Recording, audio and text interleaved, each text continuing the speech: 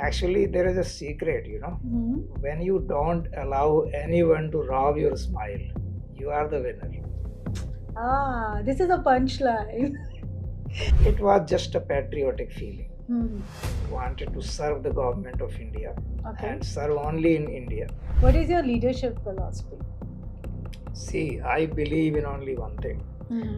Nobody will work for your success.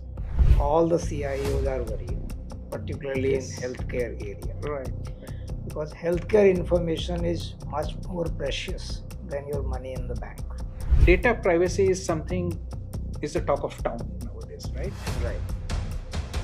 Now, how do you see innovation in your organization and the responsibility to protect that data? Because the moment you become innovation, many times vulnerability also comes in. So how do you balance this? In the meantime, capturing the vitals also. So there are products. Patient is lying, there is a bed sheet. There is a product called Dozy. I'm not supposed to take names, but here we are using it in every nook and corner of life. And this is a real danger. I think we as a community should be very careful where to draw the line. So decision making has to be human.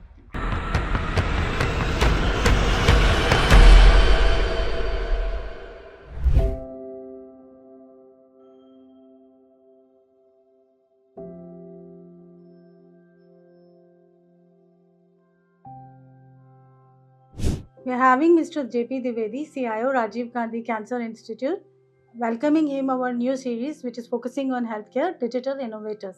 Hello, Mr. Dwivedi. How are you? Hello, Anjali. Very well. Thank you. And thank you for calling me here. Hmm. So, first of all, I'm very thankful to you because this series is mainly focused on healthcare, and I'm very thankful to you that you take out the time and join us. Pleasure. So, I really want to know about your journey first, the key milestone, how it helps you to grow in your career, all those things. So I graduated in 1988, Masters of Computer Mhm. Applications from Motilal Nehru Engineering College. It is called MNIT now. Mhm. And my first organization was ITI Limited, Mhm. Mankapur. So I thought I'll retire from here. Mhm. But then, after serving 7.5 years Mhm. in different capacities, I suddenly found that the company went in losses in 95. And I thought I should not be sitting in a sinking ship for my Mhm. entire career. Mhm. So I decided to switch, but I was very sure that I want to work only in a government organization. Mhm. So I joined Indian Railways, Center for Railway Information Systems, CRIS, in 95. So, is there any specific reason for government organization? It was just a patriotic feeling. Mhm. Wanted to serve the government of India Okay. and serve only in India. But then both my promises broke later on, I'll tell you. So after serving a year, I could see that the salary was not sufficient to cover my month's expenses. Mhm. So then I lowered the bar a little bit and I thought, okay, I can join a Indian MNC. So Okay. HCL was coming up with a joint venture with Pero Systems, Mhm. and I joined them. And then that company became from HCL Pero Systems to Dell. I served this company for about 15 years Okay. before joining Rajiv Gandhi Cancer Institute as CIO. Mm. And then since March 2011, I am working here. So there are different milestones in career journey, but to be brief, I have been serving long wherever I have gone. I like your smile a lot. Thank you. Okay, so I really want to know that you actually face your all challenges with your smile. मतलब आप हंसते हंसते सारे challenges face कर लेते हो और उससे overcome कैसे करते हो? Actually, there is a secret, Hmm. When you don't allow anyone to rob your smile, you are the winner. This is a punchline. Okay, and during this journey, who is your inspiration? Who inspires you? Every career, there is someone who actually give you the inspiration. See, professionally, inspirations kept changing. As you Hmm. meet more and more people in Hmm. the career, you see people succeeding, and you are fascinated by the heights that they have scaled. So there are many people in my life who really inspired me. Starting from ITI itself, my first organization, I had three bosses that I was really inspired by. One was the head of the department, Mr. Kotwal, very dynamic, very active, go getter, very impatient. Uh, but then, of course, he enjoyed a lot of respect in the organization. But just below him was the real head of the IT, EDP, Mr. Singh. He was ex CMC. He was very process oriented, uh, believed in motivating people, carrying people along, conflict resolution, positive attitude. Very impressed with his style of management. And there was Mr. Mehta, who was hard taskmaster, but very competent technically. So I wanted to become like all of them. Okay. But then in 95, when I came to Chris, so there was Mr. Shankar Ghosh, again very tough taskmaster, but very bright, brilliant, very articulate, and like a typical Bengali leader, he he demanded a lot of work and was very happy when he saw the dedication which was there with God's grace. After that, I came to HCL Payroll Systems, and then my first boss was an American there. So I was straight sent to Nottingham, and I'm still his lifetime friend. Brian Bowman.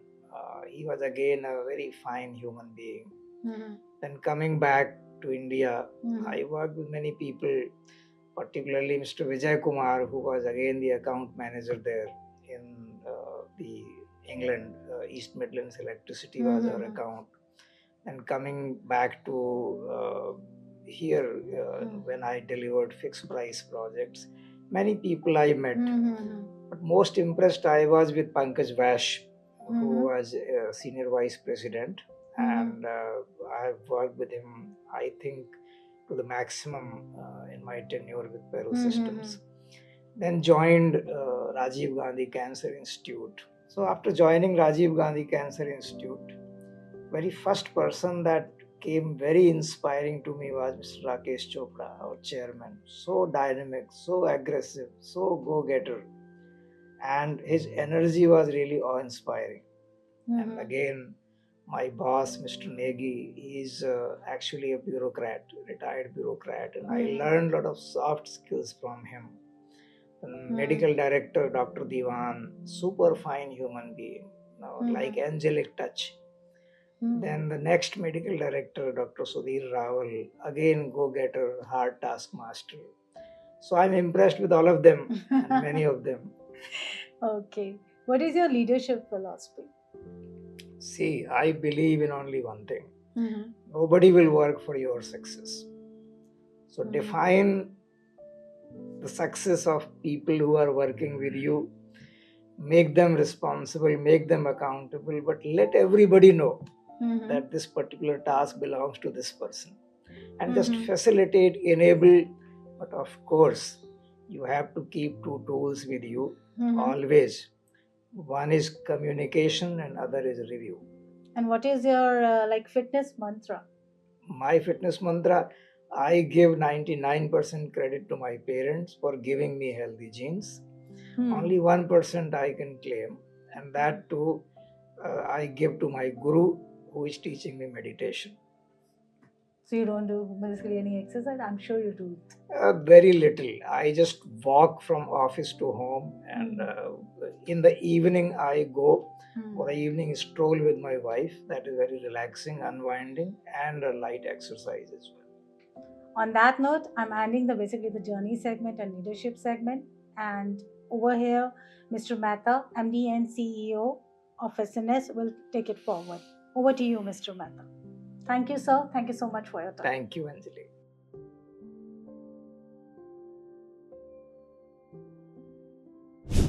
So, Mr. Dwivedi, welcome to this DTM talk show. It's a privilege to have a chit chat with you. Let's make Thank it. you, Mehta sir. Pleasure coming here, talking to you after some time. Of course. Thank you so much. It's always a privilege to talk to you. So, Divyaji, 3 decades of services you have done in IT area, both in India and abroad. So, what are some of the current cybersecurity challenges which you see which organizations are facing? We are in cybersecurity industry, so I will just like to know what are the main cybersecurity threats which you see for healthcare industry. Actually, Mehta sir, this is a great question. All the CIOs are worried, particularly in Yes. healthcare area, Right. because healthcare information is much more precious than your money in the bank. That's a wonderful statement. Because if your bank is somehow hacked, Mm-hmm. the hacker can take only that amount which is there Right. deposited in your Right. account, Right. and this can be replenished. But your health condition, once being known to somebody who should not know, Mm-hmm. can take a lot of undue advantage of. Correct. And this is something that is fixed, so you cannot undo that, Wonderful. and that is the risk. So people are far more aggressively behind health information, and if you see the statistics, Mm-hmm. Mm-hmm. the attacks on healthcare information are actually much more ferocious than the attacks Yes, on the yes, financial yes, yes. data itself. Finance was number one. Now healthcare has Now, taken over. Right. correct. That's So we obviously are worried, and from CIO's point of view, the worry is both ways. So there is a problem of the cybersecurity threats and vulnerabilities, and then there is a problem of the plenty also. okay. So there are suppliers all around. They want to bombard the CIOs with their products. Mm-hmm. We have difficulty in defining the boundaries, which product will cover how many aspects, Mm-hmm. whether we are really doing underspending, overspending, under provisioning, over provisioning, whether everything is covered, all the domains are covered. Mm-hmm. Of course, there are frameworks, there are structures that define, that help us. But then again, it is a stressful situation to be in. Understand. So, how do you see the current security landscape in India compared to the global landscape? And are there some technological advancement which are reshaping the healthcare sector? And would you like So, to throw some in light on the that? healthcare sector, particularly, I have seen massive change in past 3 years. Okay. Now people are very much aware of the challenges. They are also aware of the basic hygiene factors. Mm-hmm. So people are going for something like ISO 27000 certification, Yes. some ISO 22301 business Correct. continuity certification, Mm-hmm. and similar other certifications. Government is also playing a very active role, Mm-hmm. like NABS digital health standards. So all these frameworks are helping us, Mm-hmm. giving structure Okay. and approach to Right. the overall Right. solution. Okay. So we are also taking up the same path. We just cleared the digital health standards gold certification. Right. We are also undergoing ISO 27000 certification, and we created a framework even before certification attempt also. Mm-hmm. At least top 9 projects we covered to clear the basic hygiene. Right. So that includes firewall, establishing the security operations center, replacing our antivirus with the EDR, Okay. and replacing putting the web access firewall in place, putting network access control in place, and things like that. Great. So, sir, as you rightly said, patients' data today if we can term it, is a gold mine today for hackers. Whereas data privacy is something is the talk of town nowadays, right? Right. Now, how do you see innovation in your organization and the responsibility to protect their data? Because the moment you become innovation, many times vulnerability also come in. So how do you balance this? Yeah, so vulnerability comes two ways. One is through this bringing out change, Mm-hmm. and the Yes. second is that generally there are partners who help in innovation, and then there is a data transfer involved. Correct. So when data transfer is happening, you are subject to some vulnerability Mm-hmm. of that data being leaked. Right. So there are two tools that you use Mm-hmm. to protect the data from these situations. Right. One is having encryption. So data encryption at rest and data encryption in transit. Of course. And the second is anonymization. Mm-hmm. So when you are sharing the data for even the analytics purposes, research purposes, Correct. anonymize it and make sure that any personally identifiable information is not being passed. So the impact gets very significantly reduced. Great. That's good. So, with so many emerging technologies nowadays, which trends you think will reshape the healthcare industry, say in 2025 and beyond? In security or in general, you say? We like to talk about the security because we are from cybersecurity industry. Right. But if you feel something is important beyond cybersecurity, you can always mention it. So obviously, I'll come to security. Correct. I think now it is very important that once hospital has implemented electronic health record, data is available in electronic form. Now we want to get some insights from the data. We want to create clinical decision support system. Right. Now having AI at our door, we want to use it for the diagnostics, for the throughput improvement, for a lot of other areas, uh, having business intelligence in place. So these are the trends that people are following. Correct. Right. Now, as the data has become electronic, the vulnerability has increased manifold. Because earlier when data was in a paper file and that was inside a vault, you just need to protect that file and make sure that file movement is tracked and you are done. Now 1,000 copies could be created and click of a button. Of course, data is available in a data store and any vulnerability can really be very expensive. So the security challenges have increased manifold. Right. So you also talked about AI and machine learning. I also want to understand, for the benefit of our viewers, how this AI and machine language, which is coming to all the industry, but specifically in healthcare, how is it changing the life of patients in terms of diagnosis, in terms of maybe cost saving or better treatment, something like that, if you can throw the light? So start with the call center. When patient tries to call a hospital, the hospital has several agents. Now you put a bot. Bot is AI enabled. Bot will listen first. If the question is a known question, bot will answer. The patient will not even know Immediately, that he or she is talking to a bot. Now saving the face time of an agent. So agent can answer more advanced level of talks. Bot can even book the appointment for you. Now coming to once you have the appointment and then online appointment is available. Patient has the app, the hospital's app on mobile. Patient can book the appointment himself or herself. Can make the payment also from home.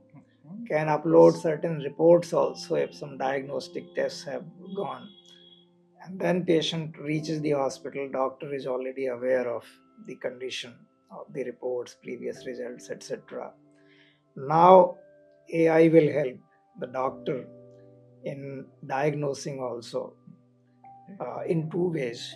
One is that, when certain symptoms are being discussed, clinical diagnosis pops up.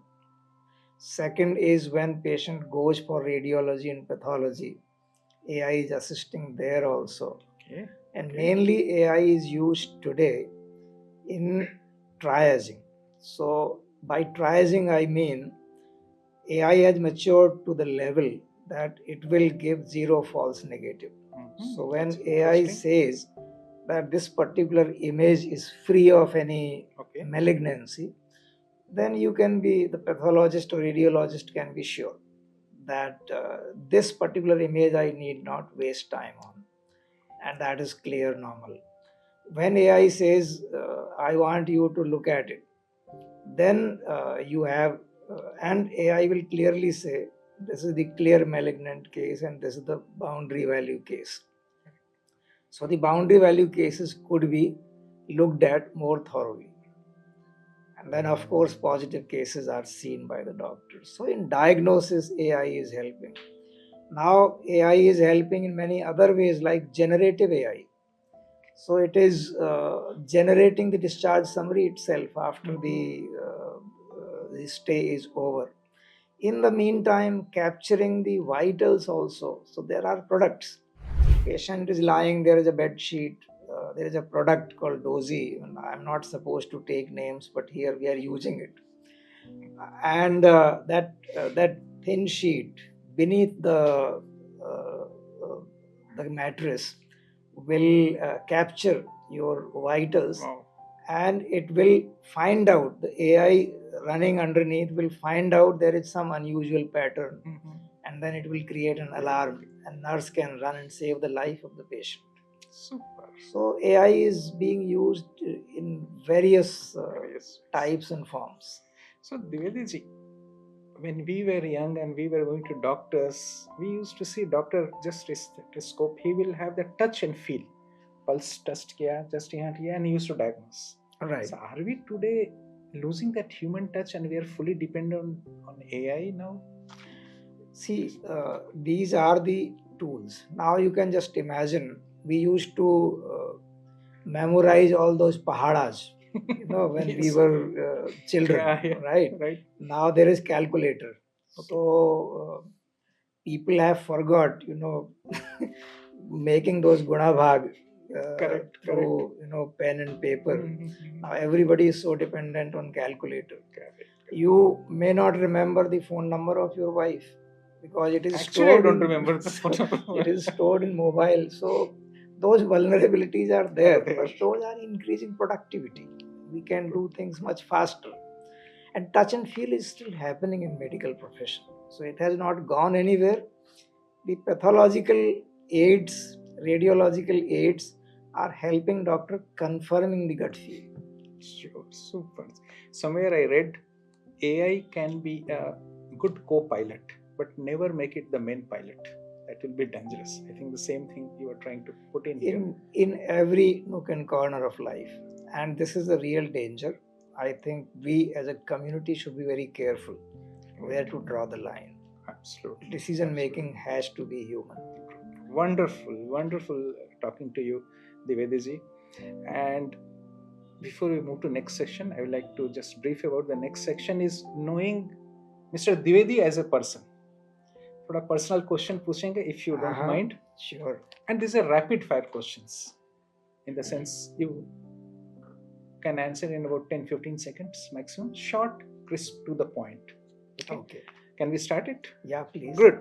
So my first question to you is, all this professional career which you have 3 decades plus, or in the personal life, what is the best piece of advice you have received? See, I cannot recount on any one particular advice. Okay. There have been different advices at different That times. everyone has, but will it be possible for you to shortlist one single advice? I think one advice that I distinctly remember is that it is not always helpful to be absolutely clear. Wow. So, gaze where you have to be absolutely clear and where you have to be ambiguous. Okay. Great. And since you are a technology person, may I ask, what is that one piece of technology you can't live without it daily? on daily basis? It's obvious, mobile phone. I think it has entered into our life like one of our integral parts, like a bone Yes, system, right? yes, of Okay, course. great, great. So mobile phone, good. And Divyaji, you are a technology leader. Now, given a chance, if you get a second chance, I will say, would you like to again become the same technology leader, or you have something else in mind which you would have done? Had I not been in IT, Right. I would have been a professor or lecturer of Sanskrit or Hindi. Oh, And I would Sanskrit have and Hindi, loved no that. way connected to the technology. Wow. Yes, but destiny has brought me here, but I'm enjoying here also. Enjoying that, good. So, Devadaji, whatever I have seen couple of years back, still you look same young, same charming. Today we are talking at the end of the Thank day, you. quite late in the thing. Still I see you say fresh. So, after a hectic day, we like to know how Mr. Divedi rewinds or So I makes you so fresh. follow heartfulness meditation. Mm-hmm. Morning meditation and evening cleaning Mm-hmm. helps me unwinding. So when I come back from office, just sit for about 20 minutes and clean all the impressions that I have gathered Mm-hmm. during the course of the day, and I rejuvenate. Wow, that's Then, good. of course, Interesting. go for a walk and stroll and everything. But this is the secret. Secret of your shining face, what we see. Great, nice to know. And one last question: being in cybersecurity profession, as such, personally to me also it has happened that it sips into personal lives. Right, many times cybersecurity comes into personal life. I want to ask you: does this cybersecurity profession sip in your personal life as well? Example I will give you. For example, your wife is asking for ATM card with PIN number, or want to see her mobile phone for some reason. Would you give without hesitation, or some thought of cybersecurity will come into mind? See, wife is one person with whom there is nothing hidden. So rules is So, allow any, right? Is that way? for wife, it is exception. But of course, since my wife would not want me to see and know her ATM pin and everything, she will not ask me. That's interesting. I think political answer I will say.